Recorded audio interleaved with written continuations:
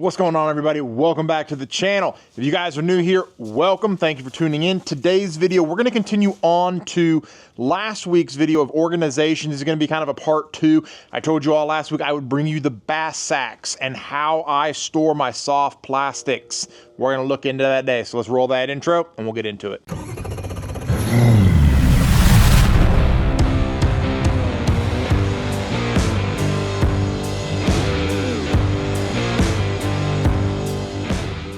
All right, guys, so again, we are back out at the boat. We've got the baby monitor again while little man's asleep. We're gonna look at our BassSacks. So I have got a total of 6 BassSacks. I told you guys I was gonna get some more in the mail.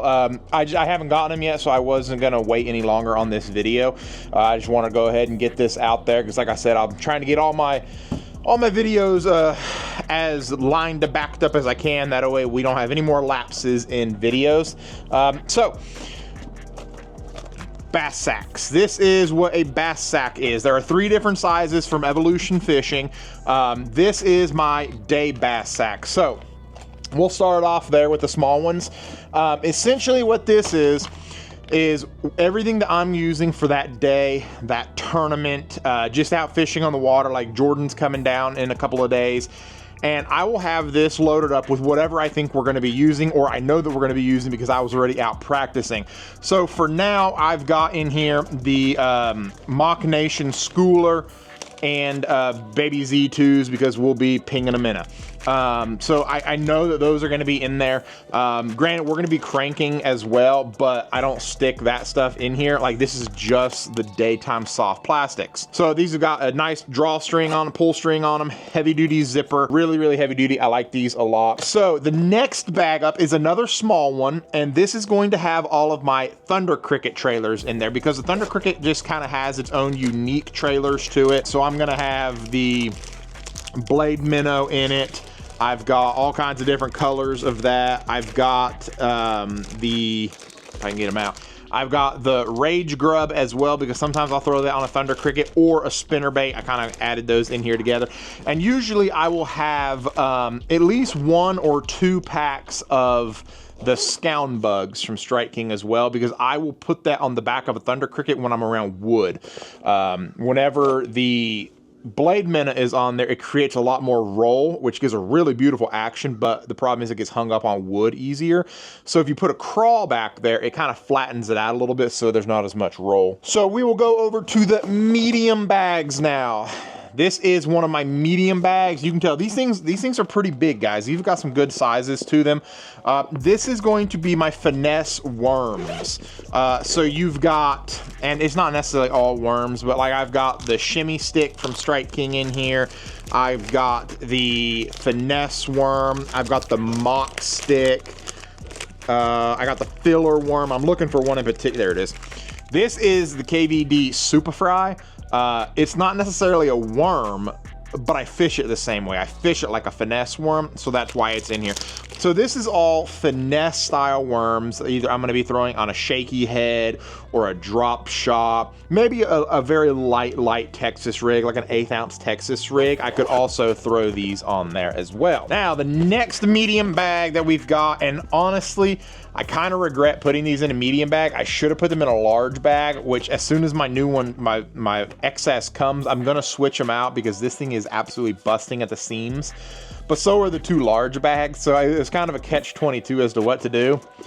My Rage Swimmers, you can see that thing is busting at the seams right now. I have got it absolutely slammed full, but it's the winter, and I fish a Rage Swimmer a lot. A Rage Swimmer is one of those baits that paired with the Angler Tungsten Eclipse head, it gets freaking bit. It's a really good forward-facing sonar bait if you want to use forward-facing sonar, and if you don't want to use forward-facing sonar, just chuck it out and wind it. It gets bit, especially on these TVA lakes. Without a doubt, one of the first baits that I learned to throw to just get cash on.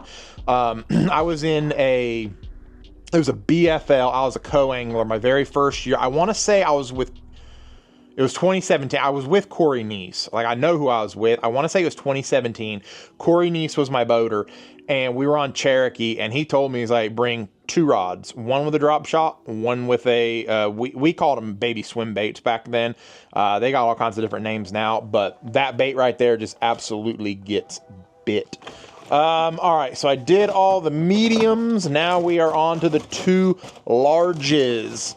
So obviously the larges are going to be the absolute most of what I'm carrying. You can see this large bag here. It is a rather large bag. So this is my craws. This is my craws, my bugs, my just anything that's going to go on the back of a jig, a Texas rig, flip it, punch it. That's everything that's going to be in here. I got all the Rage stuff in here, the mock crawls in here. I'm trying to think of all the names of everything. I got Punch Bug, we've got the Chunks, we've got the new Rage Hawk. What else we got in here? There's one in particular that I can't ever remember. No, it's the Punch Bug. But anyway, we've got the Scound. There's my Scound Bugs. There's my red Scound Bugs. That needs to go into the Thunder Cricket pile because this will actually be for red Thunder Crickets. So I'm gonna move that out of there. I was looking for those the other day and couldn't find them. That was my fault for putting them in the wrong bag. So the last bag up, this is another large bag.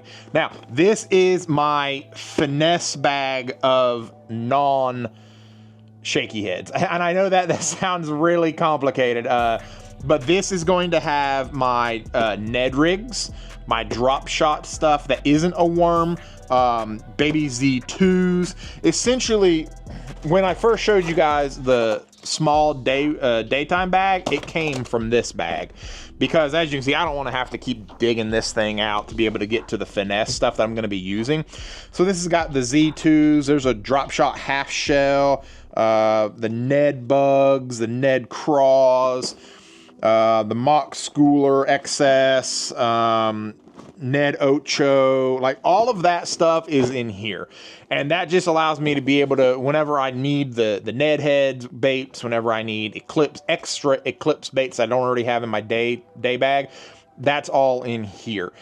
So now I know the one thing that everybody's like, well, where's the worm bag? It's like, well, I don't have the worm bag because the worm bag is a summertime bag. So I don't actually have it right now. It's going to be, I don't carry giant worms with me year round, unless I'm going to Florida. So the giant worm bag will come out probably March, give or take March. We'll have the giant worm bag, and I think that's the only bag that we're really missing. So, and then the extra bags that I'm getting are really just going to be to kind of alleviate some of the pressure off of some of these bags, just because of how much crap I have in them. So guys, organization is huge. That is a really big deal to me. Organization is a big deal. The more organized that you are, the better on the water you will be at being efficient, being able to catch more fish, because you know where everything is. You're able to just grab it super easily right out of your bag or right out of your box, whichever the case may be.